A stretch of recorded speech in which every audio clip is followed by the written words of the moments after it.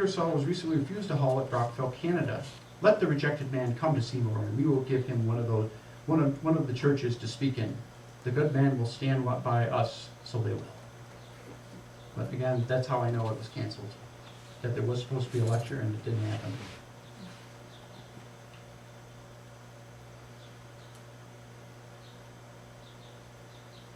And then this, I believe, was when he was on his way out of Canada. St. Catherine's on April 9th. Again, an unknown lecture. In this case, I don't have any surviving papers from that time period. I've gone to the St. Catherine's Library webpage. I've looked for coverage in any local papers. There just simply don't seem to be any papers from that area surviving. But it's also possible it could have happened on the 8th. But this was from the Utica, New York Morning Herald of February 1880, announcing that he would be delivering a lecture in St. Catherine's. That's all I know about it.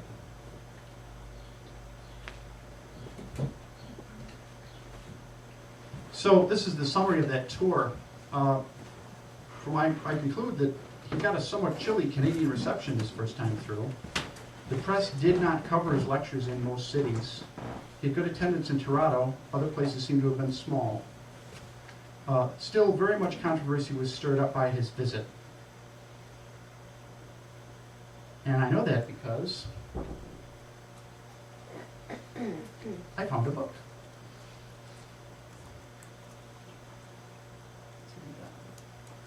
Ingersoll in Canada, published by a man named Alan Pringle. I was doing a Google search looking for I was being conceited. I was looking for this, see if my talk was listed somewhere on the internet. And so I typed in Ingersoll in Canada. This book popped up. A man named Alan Pringle, he was a beekeeper in Selby, Ontario, was a freethinker. Very vocal, outspoken man, promoted free thought whenever he could get a chance. He wrote, there was many of these answers to Ingersoll that came out in the local papers and in pamphlet form or whatever it be, as a result of the April 1880 lecture tour. And in reply to those pamphlets, Alan Pringle wrote a pamphlet of his own. And I got this from a bookseller in England. It's very rare, apparently. But I managed to pick myself up a copy. There's also a copy up in the Ontario Archives in Ottawa, the Canadian Archives in Ottawa, and on microfilm. And so I went through and I read it. And basically,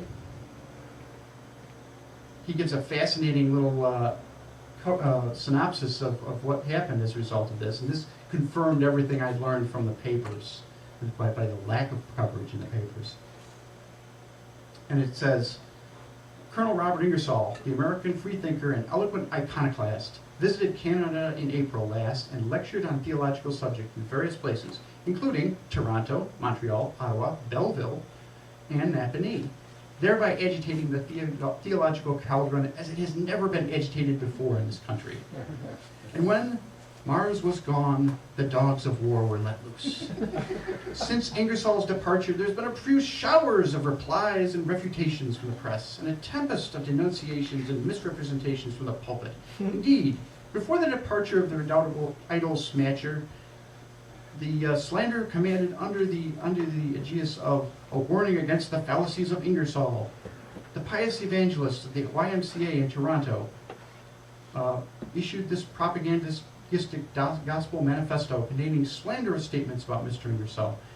And it went on how they accused Ingersoll of spreading, what, Tom? Obscenity through the mail, correct? Ah, yes. They accused him of spreading obscenities through the mail, and a charge to which Ingersoll was sometimes slandered with, which was totally false. Ingersoll was very much against obscenity. He was a moralistic freethinker, you could say. But he was not in favor of legalizing obscenity being sent to the mail. But they accused, in these pamphlets, they accused him of doing that, just that.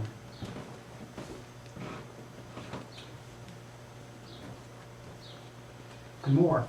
The cowardly conduct of the Toronto press, with one or two exceptions in reference to Ingersoll's lecture, was as astounding to liberal-minded men as it was deplorable to all.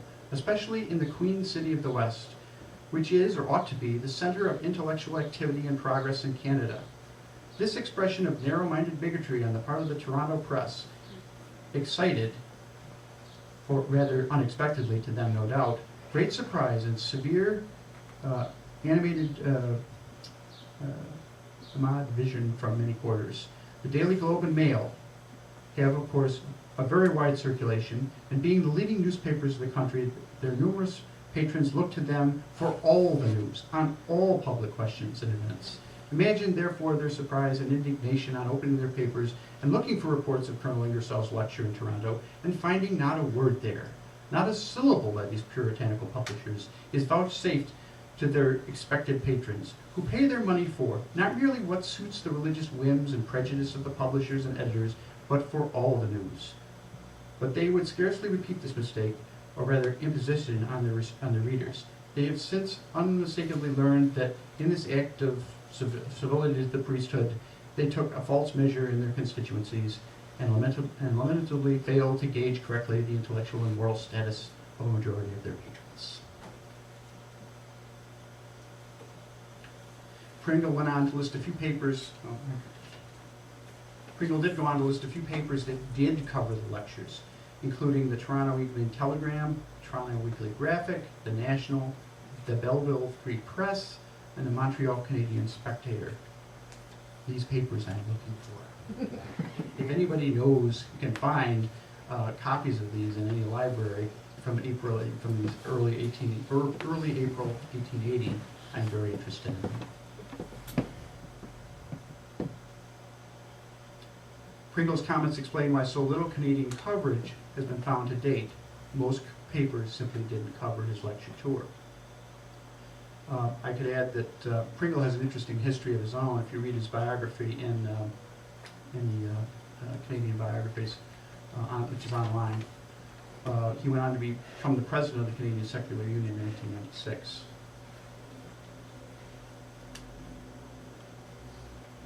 Okay, let's fast forward to 4 more years. And in August of 1884, Ingersoll delivered a single lecture in Victoria, British Columbia. It's part of a grand tour that included many cities all across the United States, Western and Eastern.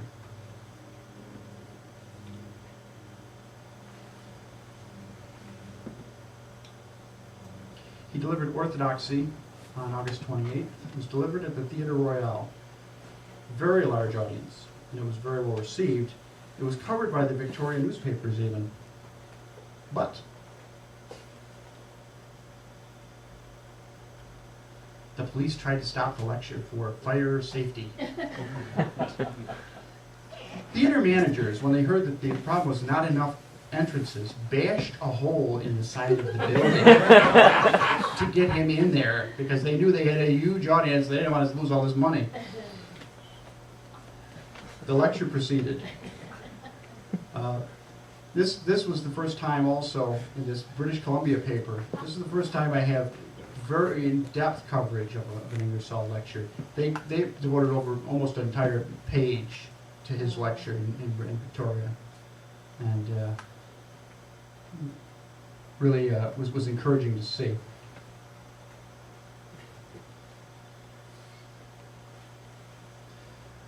March of 1892, again in Toronto, he lectured on the 28th. It was part of a tour that was to include Eastern Canada. I don't know exactly what the itinerary of this tour was. I still haven't discovered that. I like to get the itinerary for things that were supposed to happen but didn't, because that's kind of interesting too, when lectures get canceled, as sometimes did happen.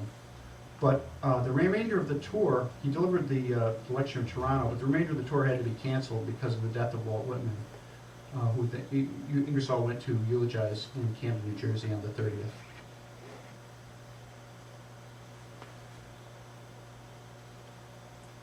But he did deliver Shakespeare on the 28th. He delivered it at the auditorium.